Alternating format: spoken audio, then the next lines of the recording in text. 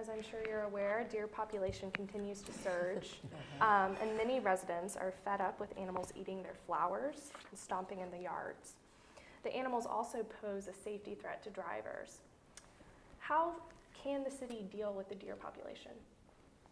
Well, with regard to the deer population, I can tell you I have the equivalent of Santa's reindeer in my backyard just about every day. They traipse through. I do not have any landscaping, so I can appreciate the frustration. I can also tell you that it breaks my heart in the wintertime to see the starvation and the fact that there really is a problem. The voters said very clearly they do not want bow and arrow hunting in our city. We also have to realize that the deer don't recognize city borders. So this is not just unique to Broadview Heights.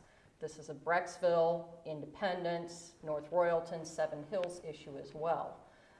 I would be very much in favor of working with the ODNR to try to evaluate solutions that may have worked in other areas.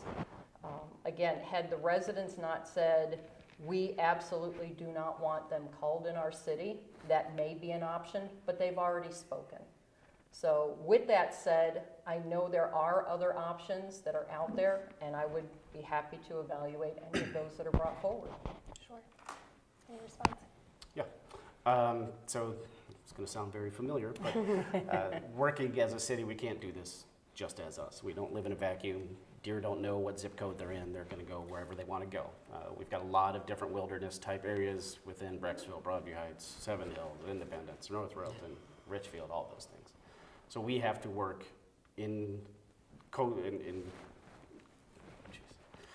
together with those other communities and the Ohio Department of Natural Resources to come up with a workable plan that everybody agrees upon, something that will, unfortunately, it has to be culled. You have to knock down the population of deer. I mean, there is an absolute safety risk, and my fear is that it gets to a point where it becomes, accidents are happening, lives are put at risk. I mean, they're already at risk, but God forbid something happens to, my daughter driving to school one day because a pack of 10 deer decided to cross Mill Street that morning, and she hits one, something happens to her.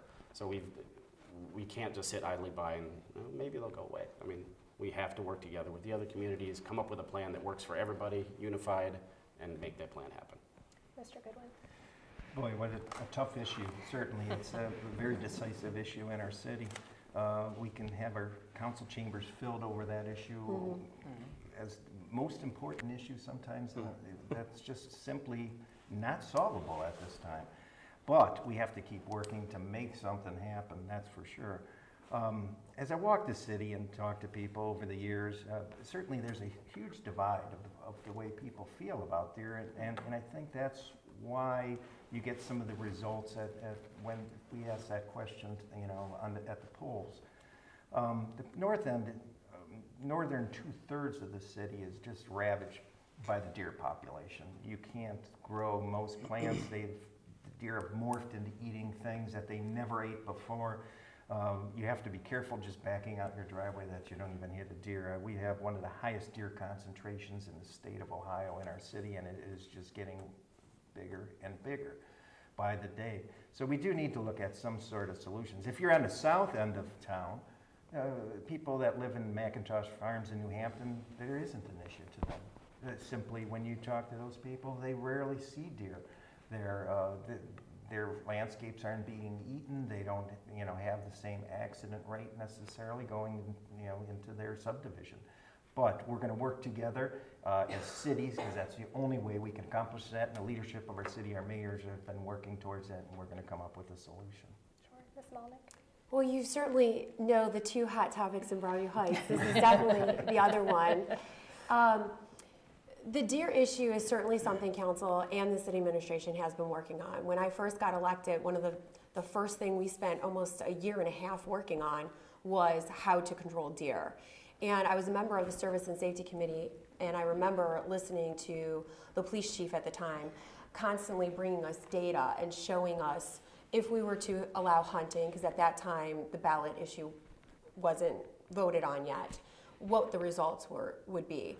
When we looked at the data and compared it with other cities that are nearby, because yes, deer don't know area codes, we have found that you weren't seeing the reduction in car accidents that people were expecting to see.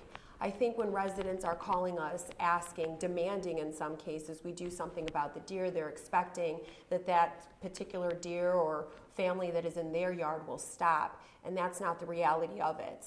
I've had the opportunity to live in actually all 4 wards of the city of Broadview Heights while building a house or remodeling a house, and I've lived in 4 different environments. And whether it's living on a large acre or near a farm, I haven't had a deer problem. And one of the ways that I've helped resolve that is I've gone and educated myself on what type of products to put in my yard and those kinds of things. So I see her waving, so I will stop. But it's definitely something that's been on our radar that we've been fighting for. Mr. Price? It is. It's a very difficult subject, and it is a subject that is divided in the community. Debbie, you've got a neighbor a couple doors down who's a dear friend of mine and a very, very dear friend of mine, and he's feeding the deer. We know that, and we've had many a discussion. The problem with the deer is they become domesticated. There's not any of us that haven't seen deer literally walk up to cars, and they've gotten smarter. That's why they're not being hit by as many cars. Still, the Ohio Department of Natural Resources says that 12 deer per square mile is an overpopulation. I could take you into a lot probably right now in Broadview Heights, and there might be as many as 45 deer in one lot. So there is a problem. We did try to address it as council. They brought forward a hunting ordinance. It had some possibilities. I wanted to see something done. I think everybody here would have liked to see something done, but there were major, major safety concerns. There was going to be hunting in people's backyards, and I mean very tight and small backyards. There were reports about arrows going through houses and killing babies in cribs. And when it came down to it, I know Councilwoman Jennifer Monick and myself, all on council, we both polled the residents. As much as I wanted it, I represent the people. I represent the people. I don't represent myself. So in that regards, it came down to me voting against it. Jennifer voted against it, so did Councilman Bob Bolt, who's still now, he actually is council president. So in that regards, it wasn't divided. Even council narrowly passed that ordinance by 1, but we did do something special. We were able to get it repealed through a vote of the people and a referendum vote. So Right. that did work for the people. The system worked. Thank you. Any response from anyone?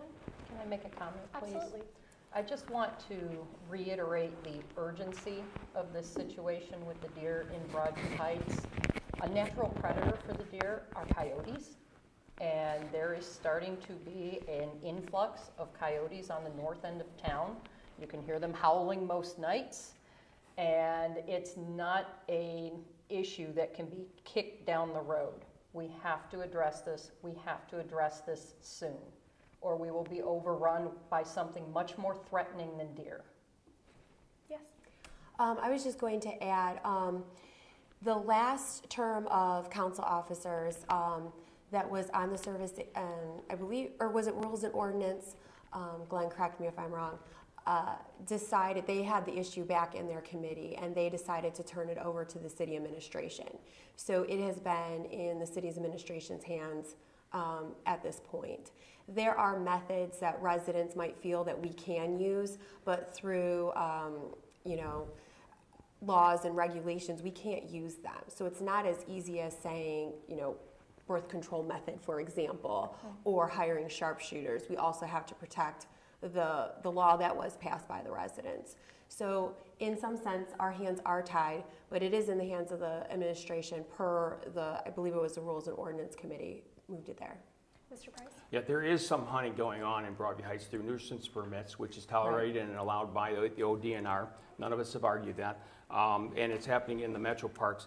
But one thing I want my two friends to the right, and we all know each other pretty well, is that when you take on this issue, be prepared, because PETA will attack you with 3,000 to 4,000 emails, and you will blow up your email system. Yes.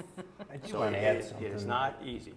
Very briefly, it's such a difficult quest for not only our city, but every city surrounding. There's problems on the east side, there's problems on the west side of Cuyahoga County. It's throughout the county, and it's in Medina County and Summit County. They're having the very same issues. So we're not unique, and nobody's come up with the right solution. I will tell you this, that I truly believe, and not that we should sit on our hands and wait for this, but you will see very soon a disease called chronic wasting disease that's starting to enter the deer herds here in the state of Ohio. And if and when it does come to Broadview Heights, you will see mass annihilation of deers. Unfortunately, it will be an environmental issue that wipes them out with that disease. And not anybody wants to see dead and dying deer, but it is coming here, and it's going to be here in the near future.